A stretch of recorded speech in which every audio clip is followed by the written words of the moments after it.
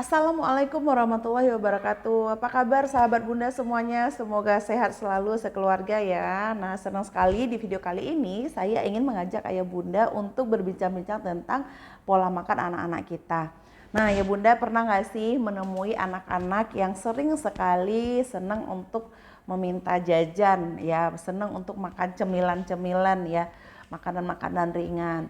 Anak-anak itu suka ngemil, suka makan makanan ringan di sela-sela makanan utama yang mereka makan. Nah, pernahkah Ayah Bunda kita memilih makanan ringan apa sih yang harus dimakan anak-anak kita? Dan tadi dia makan apa, setelah itu dia harusnya makan apa? Apa sih yang perlu saya batasi? Dan kenapa saya perlu membatasi makanan-makanan yang dikonsumsi oleh anak-anak kita? Nah, Ayah Bunda, yuk dengarkan penjelasan saya, semoga ini akan bisa membantu Ayah Bunda dalam pengasuhan ya. Nah, Ayah Bunda, di dalam sebuah jurnal menyebutkan bahwa konsumsi gula pada anak-anak itu tidak lebih dari 25 gram per harinya. 25 gram itu setara 2 sampai 3 sendok, 2 sampai 3 sendok. Jadi kalau sendok teh ya, 2 sampai 3 sendok teh. Jadi kalau misalkan anak-anak mengkonsumsi lebih daripada itu gula di dalam tubuhnya, maka akan menyebabkan terjadinya gangguan perilaku dan gangguan emosi. Sehingga anak-anak akan susah kita kontrol, akan terlihat emosi yang tidak stabil. Nah, kalau kita melihat ini yang gula biasa ya, kalau misalkan kita juga melihat gula buatan yang dikonsumsi oleh anak itu tidak boleh lebih dari 25 gram itu juga gitu. Nah, kita lihat nih makanannya, kalau di rumah dia udah makan nasi, udah minum susu, terus dia jajannya teh, jajanannya misalkan yang manis-manis di luar lagi ya, beli makanan yang banyak mengandung gula, yang rasanya itu banyak yang manis, yang gurih, tentu akan menyebabkan anak-anak memiliki banyak kandungan gula dalam tubuhnya dalam sehari. Sehingga apa yang terjadi, Ayah Bunda, kita akan semakin sulit untuk mengontrol mereka. Nah, sebaiknya memang ketika kita memberikan jajanan atau cemilan kepada anak kita, maka kita lebih bijak dalam memilih cemilan yang seperti apa. Dengan mengetahui riwayat yang sudah dia konsumsi sebelumnya dalam sehari. Jadi Ayah Bunda, untuk memudahkan Ayah Bunda dalam mengasuh anak-anak kita di rumah, Ayah Bunda perlu aware, perlu peduli terhadap pola makan anak-anak. Jadi kalau misalkan dia makan nasi yang banyak tapi kurang sayur, kurang ikan, kurang daging-dagingan ya, kurang buah-buahan, maka kita perlu membatasi konsumsi gula seperti teh manis ya, susu yang ditambahkan gula lagi, dan di dalam susu juga sudah ada pemanis buatan.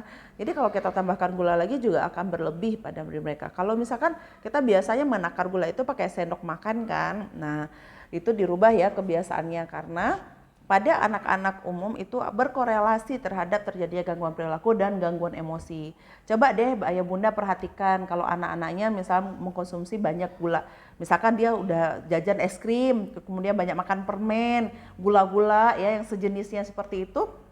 Nah, coba lihat setelah dia makan beberapa menit atau 1 jam kemudian, apakah dia semakin aktif, semakin rewel atau emosional ya, mudah sekali tidak stabil emosinya ya, mudah menangis, mudah marah, misalkan hal-hal yang seperti itu kita dapati pada anak kita, maka kita perlu mengurangi untuk memberikan itu.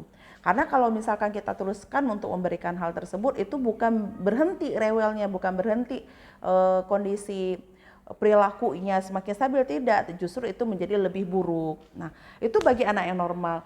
Dan itu berlaku pula bagi anak-anak dengan gangguan, misalkan ADHD ya, attention deficit hyperactivity disorder itu, kemudian autis, anak hiperaktif, jelas, maka bagi mereka juga harus dilakukan diet gula. Jadi harus diperhatikan pola makan anak-anak kita, supaya kita lebih memudahkan mereka untuk menstimulasi tumbuh kembang mereka ya Bunda. Kalau anak-anak susah untuk duduk tenang, susah untuk mengatur sikapnya, susah untuk mengontrol perilakunya, maka akan semakin sulit untuk kita bantu mereka, kita stimulasi mereka untuk perkembangan tumbuh kembang akademik maupun tumbuh kembang kognitifnya.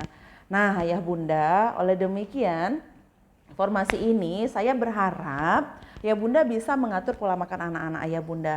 Karena ketika mengkonsumsi banyak gula dan kita tidak peduli ya, terhadap penggunaan gula yang berlebih pada tubuh anak kita, bukan hanya obesitas, tetapi kita juga akan mendapatkan mereka mengalami kecenderungan gangguan perilaku dan gangguan emosi. Kalau kondisi ini menetap, ya misalkan ini terus-terusan seperti itu terjadi pada anak kita, maka ini bisa menjadi sebuah pola perilaku yang bertahan di dalam diri dia. Nah, pola perilaku yang tidak dibantu akan berpotensi menjadi bagian daripada kepribadian. Nah, ketika dia dewasa nantinya, ini menjadi sebuah kepribadian yang sulit untuk dirubah. Butuh waktu untuk mereka merubah. Apakah ya Bunda mau anak-anaknya seperti itu? Pola emosi yang tidak stabil, punya perilaku yang susah untuk mengontrol dirinya sendiri? Tentu tidak kan? Maka oleh itu saya berharap ya Bunda dari informasi ini ya Bunda lebih aware, lebih peduli lagi terhadap pola makan anak kita. Jadi lebih bijaksana dalam memilih cemilan apa sih yang harus saya berikan untuk anak-anak saya, dalam durasi yang seperti apa, berapa banyak yang saya berikan untuk mereka. Jadi ya Bunda, semoga lebih bisa menentukan ya jajanan yang sehat, jajanan yang membuat anak kita itu tetap bisa terstimulasi tumbuh kembangnya, nutrisinya tercukupi, dengan catatan bahwa tidak menimbulkan efek-efek yang buruk bahkan negatif terhadap perkembangan emosi dan perilakunya. Demikian Ayah Bunda, semoga bisa membantu. Senang sekali bisa sharing bersama dengan Ayah Bunda, semoga bermanfaat. Sampai ketemu di video selanjutnya. Assalamualaikum warahmatullahi wabarakatuh.